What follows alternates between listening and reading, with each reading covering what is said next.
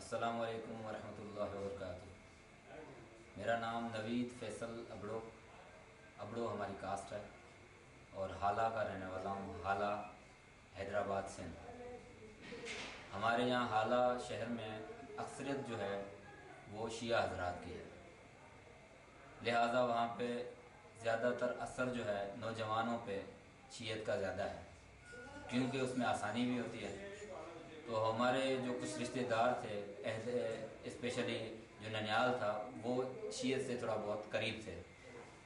اور میری آواز چونکہ کچھ بہتر تھی، اس وجہ سے انہوں نے مجھے اس طرف راغب کیا تھا۔ اور بعد میں مجھے احساس ہوا کہ یہ دین تو یعنی اس طرح کی باتیں جو جس طرح یہ کر رہے ہیں، اس میں نظر مجھے کچھ نہیں آیا کہ دین کیا اس طرح ہوتا ہے، اسی پہ جنت ملنی ہے، اسی پہ جو ہے وہ اللہ کی رضا کا فیصلہ ہونا ہے۔ تو حیرانی سی ہوتی تھی۔ بہرحال یہ ذہن میں آیا کہ اصل چیز کیا ہے، اس کی تلاش کروں۔ اور پھر دیکھا کہ میں نے اپنے خاندان میں دوسری طرف جو تھے، میرے والد صاحب کا جو خاندان تھا، جو والد صاحب کے کزنس تھے، یا جتنے بھی پوری فیملی ہے، وہ اہل حدیث ہے۔ تو اہل حدیث جو ہے وہ اکثر یہی کہتے تھے کہ اللہ پاک نے جو ہے وہ ایک ہمیں قرآن دیا ہے، اور اس کے بعد حضور صلی اللہ علیہ وسلم نے کے ذریعے ہمیں حدیث دی ہے۔ یہ دو ہی چیزیں ہیں جن کو آپ پکڑ کے رکھیں، اور جو ہے وہ اسی میں کامیابی ہے۔ یہی نبی پاک صلی اللہ علیہ وسلم نے آخری خطبے میں بھی کہا کہ میں دو چیزیں چھوڑ کے جا رہا ہوں، قرآن اور حدیث، یعنی اللہ کا کلام اور اپنی سنت۔ تو اسی چیز کو پکڑیں، باقی جتنی بھی چیزیں ہیں وہ جو ہے وہ صحیح نہیں ہیں، اور ان میں خطرات ہیں ان پہ عمل کرنے سے۔ تو یہی ذہن میں تھا کہ پتہ نہیں باقی چیزوں میں ہم اگر ہاتھ ڈالتے بھی ہیں تو خدا نخواستہ مشرک تو نہیں بن جاتے، بقول ان کے کہ بار بار یہی ان کا یعنی جھٹکا ایک دیتے تھے کہ یہ کریں گے تو یہ مشرک ہو جائیں گے، اور یہ کریں گے تو ہم موحد ہو جائیں گے۔ اور موحد کی جو ہے وہ اللہ پاک کی مدد ہوتی ہے، اس میں کوئی شک نہیں ہے کہ اللہ پاک جو ہے موحد کی مدد کرتے ہیں، اور جس کا اللہ پہ پورا یقین ہے، اسی گمان پہ اللہ پاک اس طرح کے فیصلے کرتے ہیں۔ لیکن اس کو کسی دھوکے کے انداز میں پیش کرنا وہ ایک مناسب نہیں تھا۔ تو مجھے اس چیز کا علم نہیں تھا پہلے، میں انہی کے پیچھے اسی طرح یعنی لگا رہا، اور چونکہ میں تھوڑا بہت شاعری بھی کرتا تھا، اور پلس میں جو وہ آواز کچھ بہتر ہونے کی وجہ سے ان کی ایک کانفرنس لگتی ہے وہاں سید آباد میں،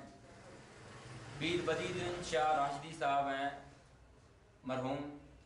اور ان کے بھائی ہیں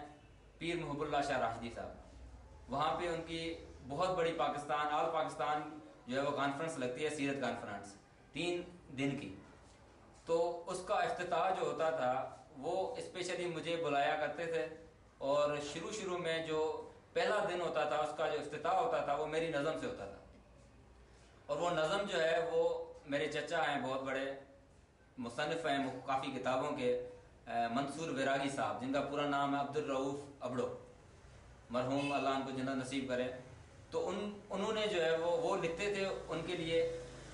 اور میں جو ہے اس کی دھن وغیرہ بنا کے اور وہاں پہ پیش کرتا تھا۔ تو اس لیے مجھے کافی وہاں پہ پذیرائی ملتی تھی۔ ان کی 1990 سے لے کے 1999 تک، یہ 10 سال تک میں نے ہر کانفرنس میں جا کے میں نے اپنی نظم جا کے کہی ہے، پہلے دن بھی دوسرے دن بھی کبھی کبھی۔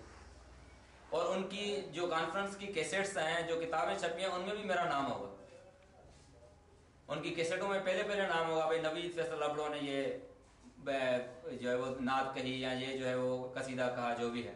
اس کانفرنس کے حوالے سے۔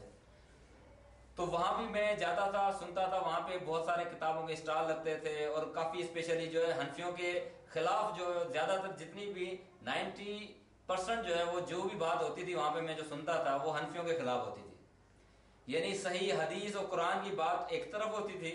بلکہ ان کے حنفیوں کے عقائد کے خلاف زیادہ باتیں ہوتی تھی، جس میں انہی کی کتابیں ہدایہ، در مختار، اور انہی سے حوالے لے کے ان کی جو ہے وہ ان کی غلط بیانی کی جاتی تھی۔ تو مجھے بڑی حیرانی ہوتی تھی، اور اسپیشلی ان کا جو انداز بیان ہوتا تھا وہ اتنا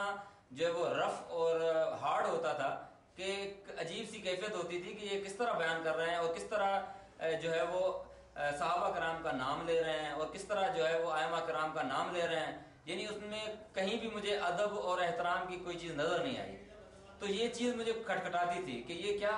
یعنی جو لوگ دین پہ عمل کر چکے، جن کی وجہ سے دین ہمارے تک پہنچا، اور ان کی اگر عزت و احترام ہم نہیں کریں گے، زبانی نہیں کریں گے یا دل میں نہیں کریں گے تو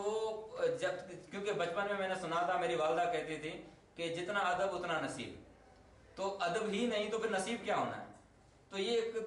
دل میں ایک خلش ہوتی تھی. اس کے بعد پھر میں نے جو ہے نا اس کی تحقیق شروع کی، اور اس طرح آہستہ آہستہ پتہ چلا کہ بھی جماعت آئی ہے، تبلیغ جماعت والے آئے تھے 3 دن کے لیے ہمارے گاؤں میں حالہ میں. تو میں جا کے وہاں بیٹھ گیا، ان کے ساتھ تھوڑی بات چیت کی، اور اس کے بعد ارادہ بھی کر لیا 3 دن کا. تو خاندان میں کافی عجیب کھلبلی مچ گئی کہ یہ کہاں جا رہا ہے، کیا کر رہا ہے. وہ دین یہ تھوڑی کہتا ہے کہ آپ اس اللہ کے راستے میں جاؤ اور گھر بار کو چھوڑ دو، اور آپ تمہاری والدہ بیمار ہیں، یہ ہے وہ ہے، اور تم یہ جو جا رہے ہو. لیکن جو میں 3 دن کے لیے گیا، آہستہ آہستہ تھوڑی راستہ میرا ہموار ہوا کہ اصل چیز ہے کیا. اور چونکہ وہاں پہ جب میں نماز پڑھتا تھا، اہل حدیث مسجد جس کا نام انہوں نے رکھا تھا محمدی مسجد، اور یہ کاشی گھر محلہ حالہ میں ہے، تو وہاں پہ نماز تو پڑھتے تھے ہم، لیکن ایک بے چینی سی مجھے کیفیت سی ہوتی تھی کہ بچے آپس میں کھیل رہے ہیں پیچھے سے، کوئی اس کو جو چونڈیاں لگا رہا ہے، کوئی اس کو پیر لگا رہا ہے، پیروں کے ساتھ پیر ملے ہوئے ہیں، لیکن حدیث پہ عمل ہو رہا ہے، لیکن اس طرح عمل ہو رہا ہے کہ پیروں کے اوپر پیر لگا کے مستی بھی ہو رہی ہے نماز کے دوران. بڑے بڑے میں نے دیکھے جو بڑے لوگ ہیں وہ بھی آپس میں جو ہے وہ جو کونیاں لگا رہے ہیں، کوئی پیر لگا رہے ہیں، اور نماز کے دوران ہی اپنی جو ہے نا جو بھی باتیں ہیں وہ بھی یعنی جاری ہیں. جس طرح کوئی سلام کر رہا ہے تو سلام کا جواب بھی دے رہے ہیں ہاتھ اٹھا کے،